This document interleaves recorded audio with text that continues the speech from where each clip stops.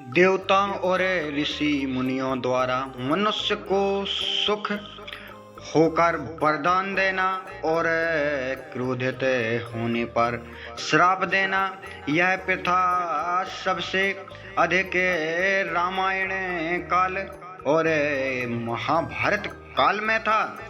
वरदान और श्राप से संबंधित अधिक कथाएं भी उन्हीं दोनों कालों में हुई। यह प्रथा आज भी समाज में विद्यमान है। रामायण के हर पन्ने में कोई ना कोई रहस्य आवश्यक छिपा है। सीता माता को दोबारा बन जाने के पीछे भी एक रहस्य है। उन्हें उस अवस्था में बन जाना पड़ा था जब वे गर्भवती थीं। विवाह से पूर्व ही माता सीता को एक तोते की जोड़ी ने श्राप दिया था। माता सीता मिथिला नरेश राजा जनक की पुत्री थीं। सीता बचपन में एक दिन अपने सहेलियों के साथ बगीचे में खेल रही थीं।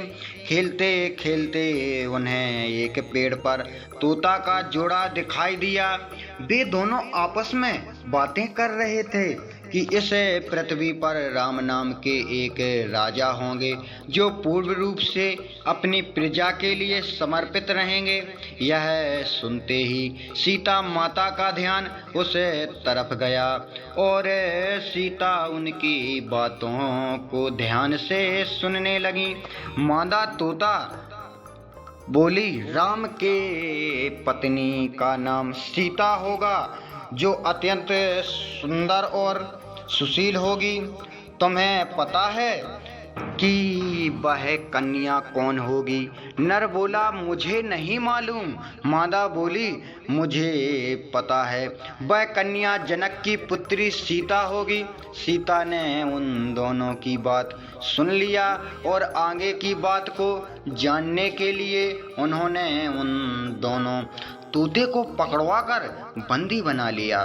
सीता ने अपने घर ले जाकर पूछा कि तुम दोनों को यह पता कैसे चला?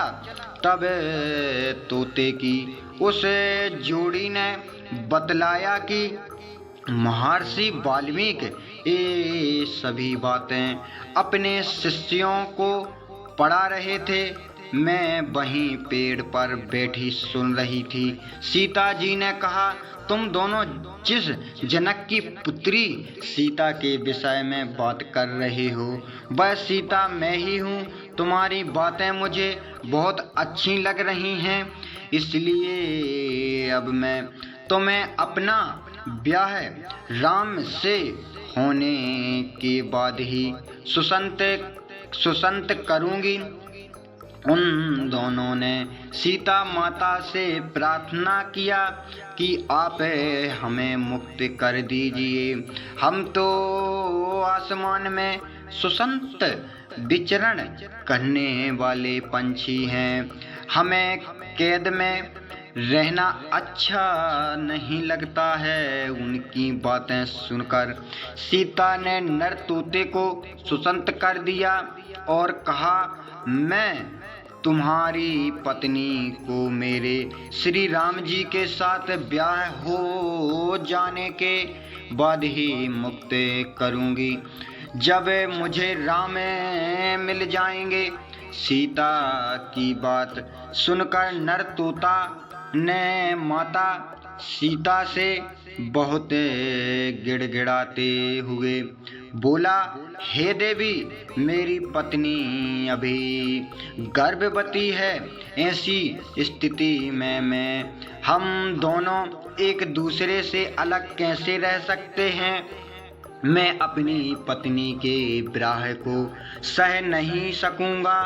नर तोता को बहुत कहने के बाद भी जब सीता ने मादा तोते को नहीं छोड़ा, तब नर तोता ने सीता माता को श्राप दे दिया कि जैसे तू मेरी गर्भवती पत्नी को मेरे से दूर कर रही है, उसी तरह तुझे भी अपने गर्भावस्था में अपने राम का वियोग सहना पड़ेगा। इतना कहकर नर ने तड़प तड़प कर अपना प्राण त्याग दिया।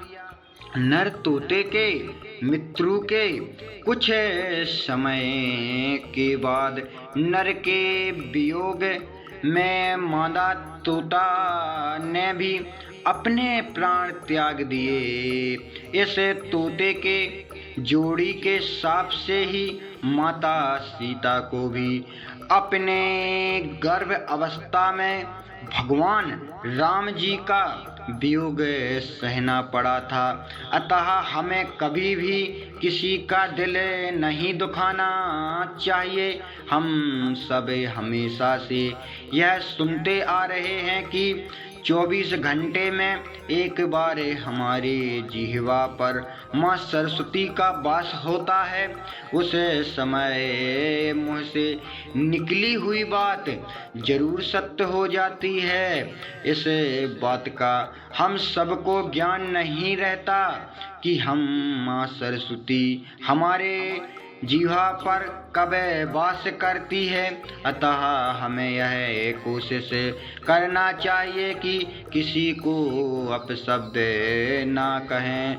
जय जय श्री राम। जो भी गलतियाँ हुई हो उन्हें क्षमा करें, और कथा पसंद आई हो तो लाइक और सब्सक्राइब करना ना भूलें। जय जय।